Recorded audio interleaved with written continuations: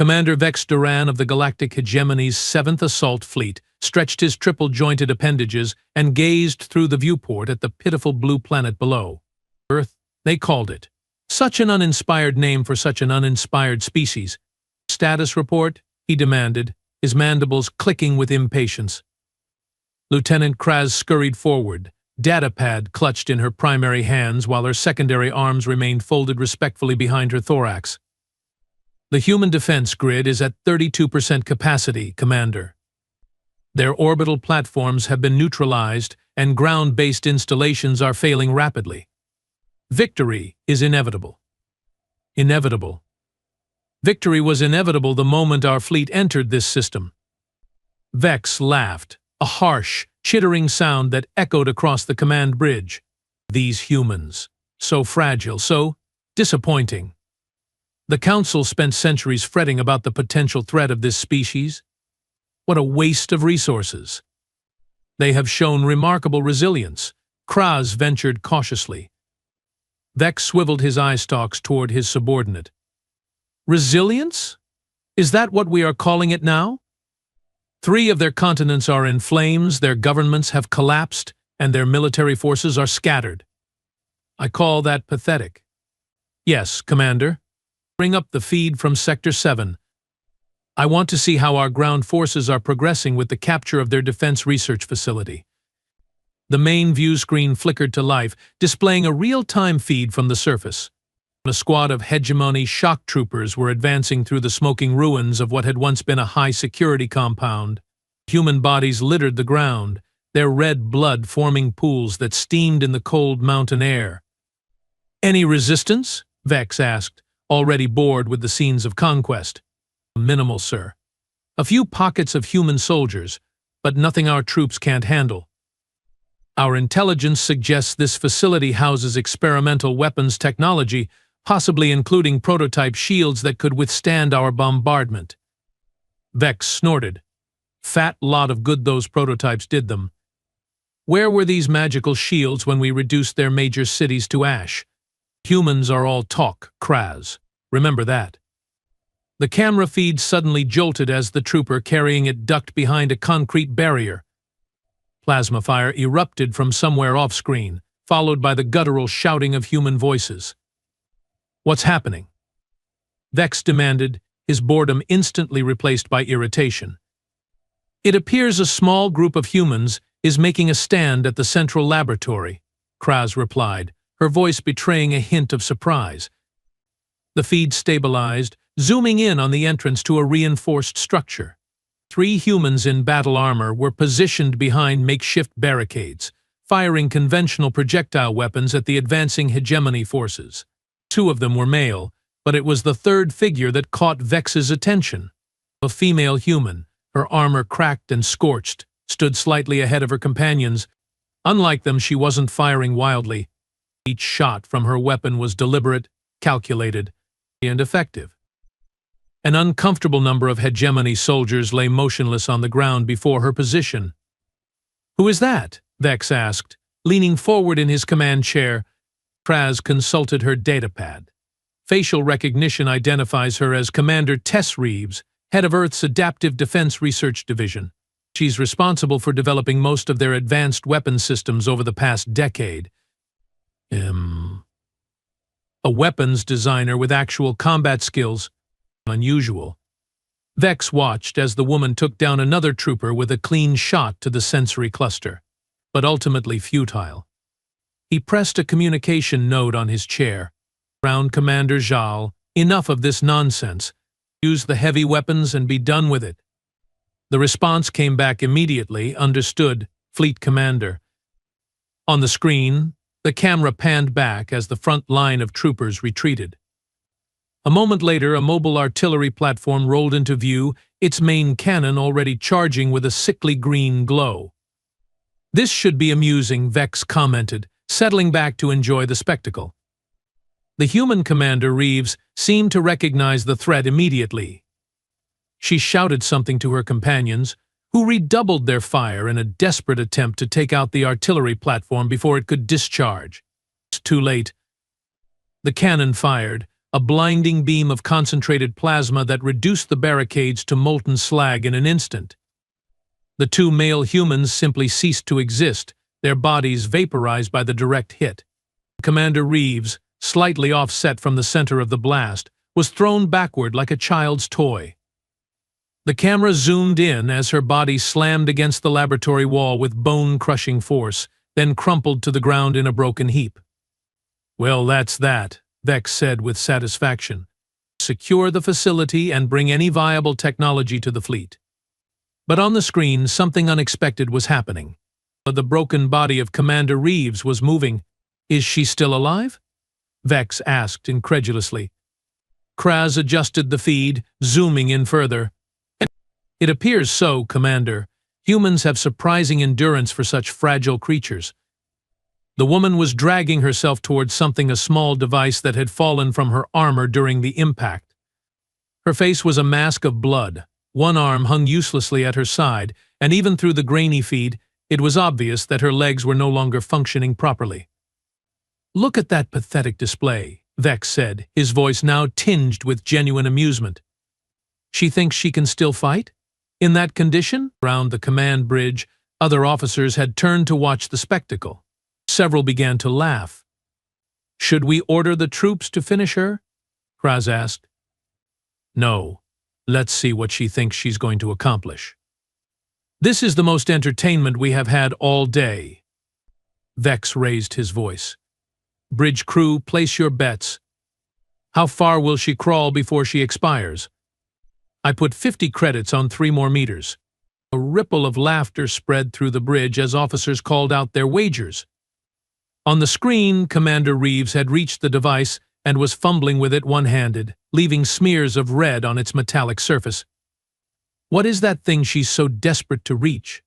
Vex asked, his curiosity piqued. Kraz zoomed the feed further. "It appears to be some sort of control device, Commander. Possibly a detonator for explosives within the facility." "Hey, is she planning to deny us the technology by destroying it? How predictably noble." Vex shook his head. "Ground forces. Be advised the human may be attempting to trigger a self-destruct mechanism." The troops on screen immediately scattered, taking cover behind whatever protection they could find. This only made Vex laugh harder. "Look at them, scared of a half-dead human with a little button. Pathetic." On the screen, Commander Reeves had finally managed to activate the device. A small light on its surface turned from red to green. She pressed it against her chest, directly over her heart. "What is she doing now?" Vex wondered aloud. "Some kind of suicide device?" The answer came a moment later, and it was nothing any of them had expected. The device seemed to liquefy, spreading across the human's torso like quicksilver. Within seconds, it had expanded to cover her entire body in a skin-tight metallic sheath. Where the suit covered her injuries, pulses of blue energy flashed beneath the surface. "What in the 7 hells is that?" Vex demanded, all trace of amusement gone from his voice. Before Kraz could respond, Commander Reeves stood up. Not the agonized crawl of a mortally wounded soldier, but a smooth, controlled movement that suggested her broken bones and internal injuries were no longer a concern. "Round Commander Jal," Vex barked into the comm. "What are you seeing down there?" The response was delayed, and when it came, Zhao's voice was uncharacteristically hesitant. "The human is changing, Commander. The suit appears to be some form of adaptive technology. It's integrating with her body." On screen, Reeves flexed her previously useless arm, now encased in the silvery material. When she turned toward the camera, her face was covered by a featureless mask of the same substance, with only 2 glowing blue points where her eyes should be. "Kill her. Now," Vex shouted, a strange feeling of dread building in his gut. The artillery platform swiveled its cannon toward Reeves and fired again. This time, however, something extraordinary happened. As the plasma beam reached her, the silvery suit seemed to absorb the energy, the entire surface of the armor momentarily glowing with the same sickly green. Then she moved. Later, when Vex tried to describe what he had witnessed, he found language inadequate. One moment, Commander Reeves was standing motionless, absorbing a blast that should have reduced her to atoms. The next, she was directly in front of the artillery platform, 30 meters away from her previous position. Her arm now transformed into something that resembled a blade more than a limb sliced through the cannon housing as if it were made of paper. The resulting explosion consumed both the platform and the troopers nearby in a fireball that temporarily whited out the camera feed. When the image stabilized, Commander Reeves stood alone amid the burning wreckage, completely unharmed. The silvery suit was now pulsing with veins of green energy, the same energy it had absorbed from the weapon. What is this technology?" Kraz whispered, her professional detachment cracking for the first time. Vex had no answer. Nothing in the hegemony's intelligence reports had suggested the humans possessed anything remotely like this. It was beyond advanced, it was practically arcane. On screen, Reeves turned her featureless face toward the camera. Somehow, despite the lack of visible eyes or mouth, the gesture conveyed a clear message: "I see you." Then she spoke, her voice transmitting through the trooper's comm system directly to the bridge. It was still recognizably human, but with an unsettling harmonic quality, as if multiple voices were speaking in perfect unison. "You should have finished the job, Commander Vex Duran," she said. "Now I'm going to show you what humanity is truly capable of." The feed cut out abruptly, leaving the bridge in stunned silence. "How did she know my name?" Vex finally asked, his voice barely audible. Kraz was frantically consulting her datapad. "Unknown, Commander. Our communications are secure." There's no way she could have. An alarm suddenly blared throughout the bridge. The tactical display lit up with warning indicators as multiple systems reported breaches simultaneously. "What's happening?" Vex demanded, rising from his chair.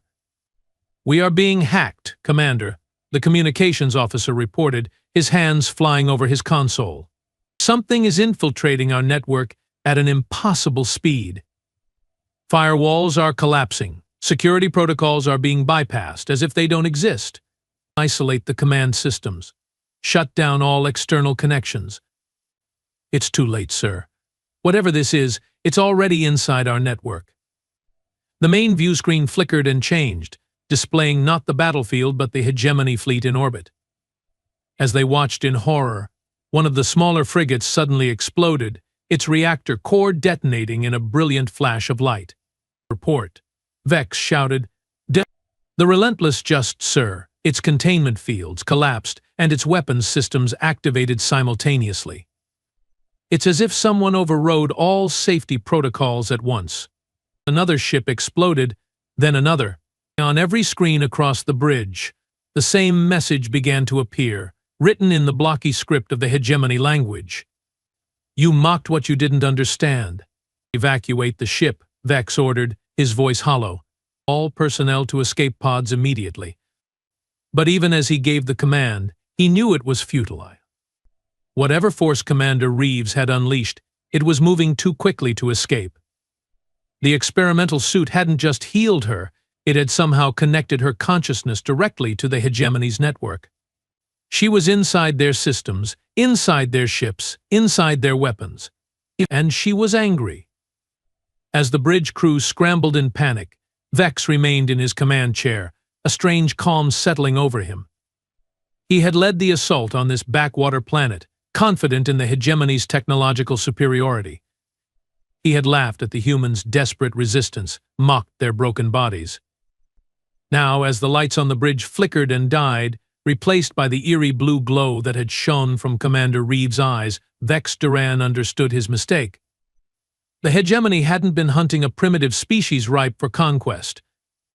They had awakened something far more dangerous than they could have imagined.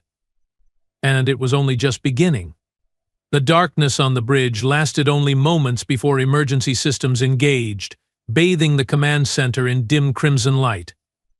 Commander Vex Duran gripped the arms of his command chair as his flagship, the inevitable Conquest, shuddered violently around him. "Damage report," he demanded, struggling to maintain his composure. Lieutenant Kraz had remained at her station while other officers fled. Multiple systems compromised, Commander. Weapon controls locked out. Engine throttles unresponsive. Life support functioning at minimal capacity. She paused, her compound eyes reflecting the emergency lights. Sir, I believe she's toying with us? Nonsense, Vex snapped, but without conviction. She's just one human with stolen technology she barely understands. The main view screen flickered back to life, but instead of showing the battle or even the bridge of another vessel, it displayed the interior of what appeared to be an elevator. Commander Reeves stood inside, her silvery suit now laced with pulsing veins of not just green but purple and blue energy as well. The featureless mask where her face should be tilted slightly, giving the impression she was studying a camera in the corner of the compartment. Is this broadcasting shipwide? She asked, her multi-toned voice sending chills through Vex's exoskeleton. No one on the bridge responded, but she nodded as if someone had answered. Good, I want everyone to see this. The elevator doors slid open, revealing a corridor filled with hegemony soldiers, weapons aimed directly at her. Without hesitation, they opened fire, filling the narrow space with a storm of plasma bolts and explosive projectiles. Commander Reeves didn't dodge. She didn't need to. Every shot that connected with her suit was simply absorbed, causing more energy to pulse through the silvery material. When the barrage paused as weapons overheated or required reloading, she stepped calmly into the corridor.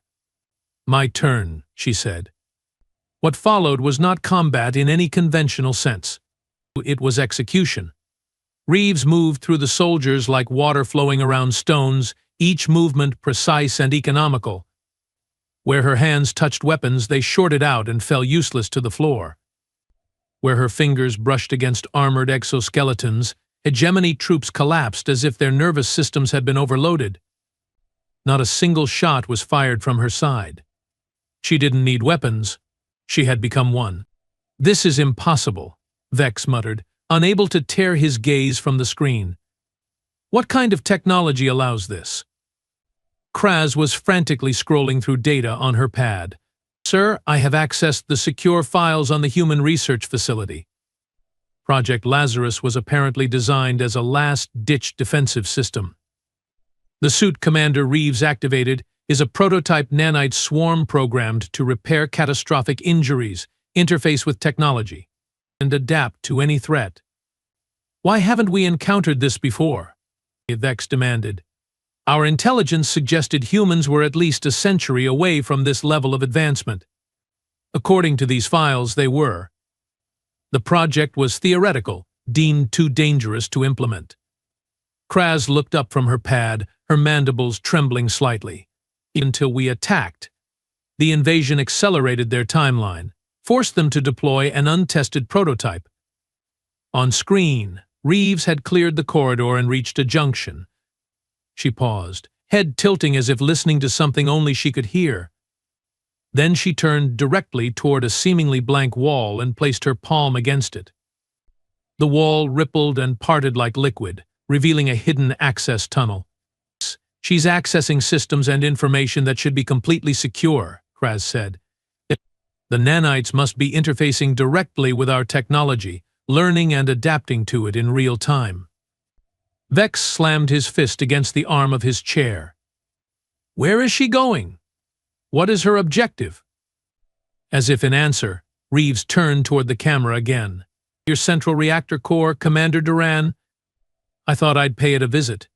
Your ship has enough power to fuel quite an expansion of my capabilities, don't you think? Lock down all access to engineering. Vex shouted into the comm. Deploy every available soldier to protect the reactor. Reeves laughed, a sound made all the more disturbing by its harmonics. They can't hear you, Commander. I have isolated your communications. Right now you are speaking only to me, and anyone I choose to include in our conversation. She resumed her journey through the access tunnel, moving with inhuman grace. The camera feed switched automatically to follow her progress, jumping from one security sensor to another. You are probably wondering how this is possible, she continued conversationally. How a broken human female who should be dead could possibly threaten the mighty hegemony fleet. The answer is quite simple, really. She paused at another junction, seemingly considering her route. You gave me everything I needed. Your weapons provided the energy. Your networks provided the access. Your arrogance provided the time. What does she mean? Vex asked, turning to Kraz. The lieutenant's eyes were fixed on her datapad. Sir, I have translated more of the Lazarus files. The nanite swarm was designed to adapt to and counter any technology it encountered. When your troops fired on Commander Reeves, they provided samples of hegemony weapons technology. The nanites analyzed it, replicated it, improved upon it. And our communications systems. The same principle. Once the nanites understood our basic protocols, they could infiltrate and manipulate our networks. That's how she gained access to our ships, our systems, everything. On screen, Reeves had reached a massive bulkhead door marked with radiation warnings in the hegemony language. 2 heavily armored security officers stood guard, alerted by some warning system that had survived the communications blackout. They immediately opened fire with heavy assault cannons, weapons designed to penetrate the thickest armor. The concentrated beams struck Reeves squarely in the chest, driving her back several steps. For a moment, Vex felt a surge of hope. Perhaps the nanite suit had limitations after all. But then something new happened. Instead of simply absorbing the energy as before, the suit began to change shape. Portions of the silvery material flowed like quicksilver, forming a concave disc centered on Reeves' chest. The security officers continued firing, unaware that their weapons were now doing exactly what Reeves wanted. The disc began to glow with accumulated energy, spinning faster until it resembled a miniature vortex of light. "Thank you for the contribution," Reeves said, her voice somehow audible even over the roar of the cannons. "Allow me to return the favor." The vortex suddenly reversed direction, releasing all the stored energy in a focused beam that made the security officers' weapons look like children's toys by comparison. The blast vaporized both guards instantly and continued through the bulkhead door, melting a perfectly circular hole large enough for Reeves to step through. "Magnificent," she murmured, examining the destruction she had wrought. "The adaptive capabilities exceed all projections. I wonder what else I can do with this." As she passed through the molten hole into the reactor chamber beyond, Vex finally found his voice again.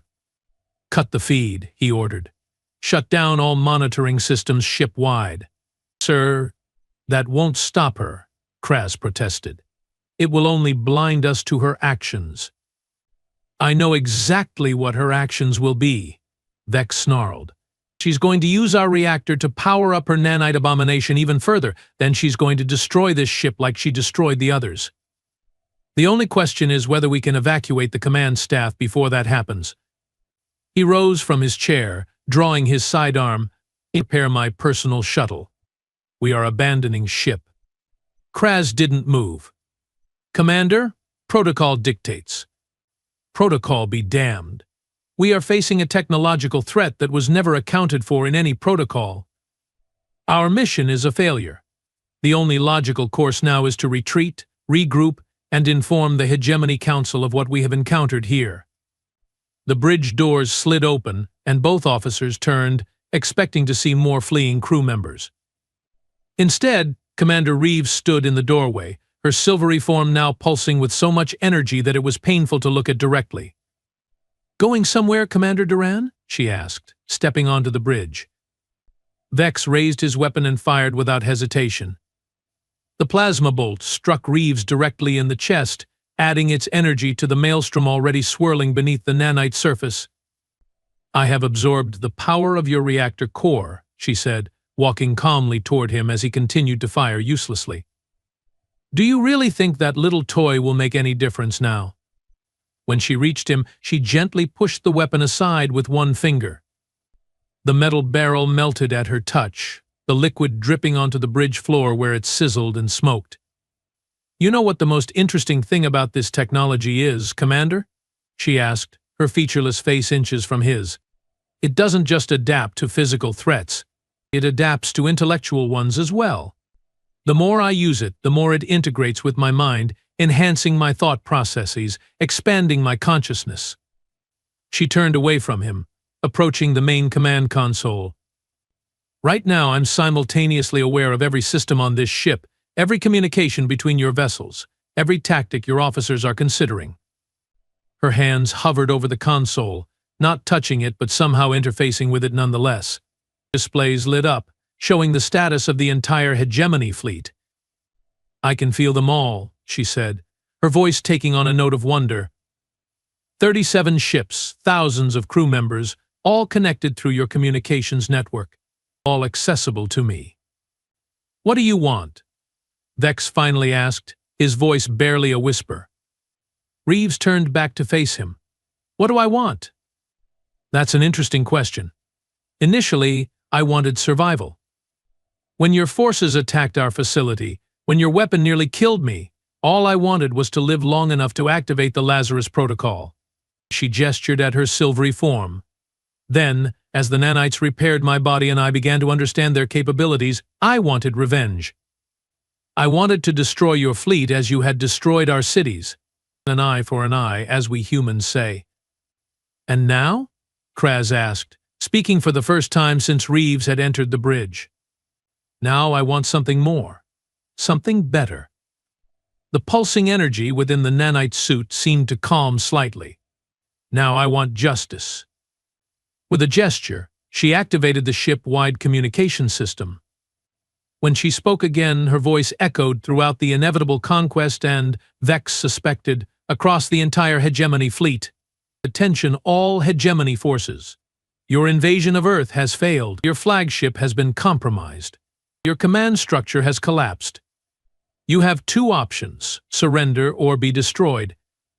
She paused, letting the ultimatum sink in. Those who surrender will be allowed to return to hegemony space with a message. Earth is not your prey. Humanity is not your conquest. We possess technology beyond your comprehension, and we will use it without mercy against any who threaten our world again. Vex laughed bitterly. One prototype suit does not make humanity a technological superpower. Once the Council learns of this, they will send 100 fleets, each larger than mine. They will glass your planet from orbit without bothering with ground forces at all. You still don't understand, do you? Reeves said, her tone almost pitying.